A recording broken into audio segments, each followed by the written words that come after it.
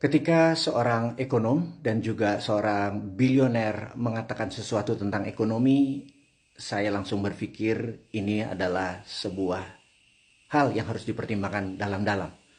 Karena dia bukan pengamat, dia juga bukan provokator. Dia benar-benar proven. Dia adalah Ray Dalio. Dia juga penasehat Danantara saat ini. Apa yang dikatakan olehnya? Bahwa kemiskinan saat ini di Indonesia itu adalah permanen.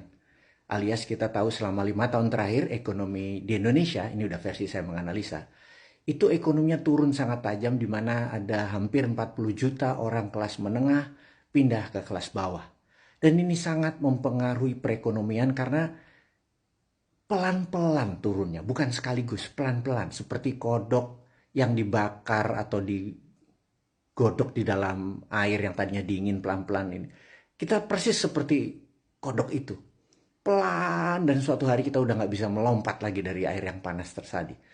Inilah yang kenapa saya harus pikirkan, karena yang dinamakan ekonomi ini turun permanen dan sulit naik. Jadi setelah saya pahami ternyata mereka itu miskin memang karena sistemik, karena pemerintahnya kemarin tidak capable, kebijakan-kebijakannya banyak tidak mendukung perekonomian, sehingga menjadi miskin permanen. Jadi kalau mereka ini tidak berubah, yang 40 atau 50 juta orang ini tidak berubah, maka tidak mungkin ini akan naik.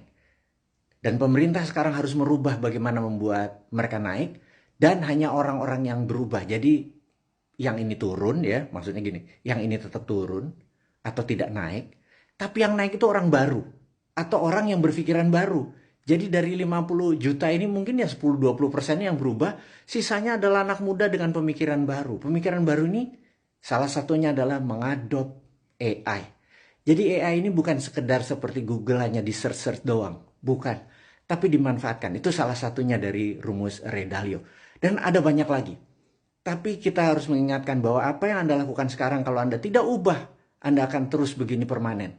Nah, berubahnya bagaimana? Ya pikiran kita harus berubah dulu. Nomor satu, jangan pernah bergantung pada pemerintah. Karena kita bilang, wah kalau pemerintahnya nanti diganti Anies akan lebih baik. Enggak. Pemerintahnya kalau diganti si A akan lebih baik. Tidak. Pemerintahnya ya ini seperti ini. Kita harus ingatkan pemerintah bahwa dia harus berubah. Nomor satu adalah pro rakyat, kebijakannya, dan pro pengusaha. Karena yang membuat pajak itu naik adalah karena pengusaha income-nya naik. Itu dulu analisa awal, seri berikutnya akan menyusul.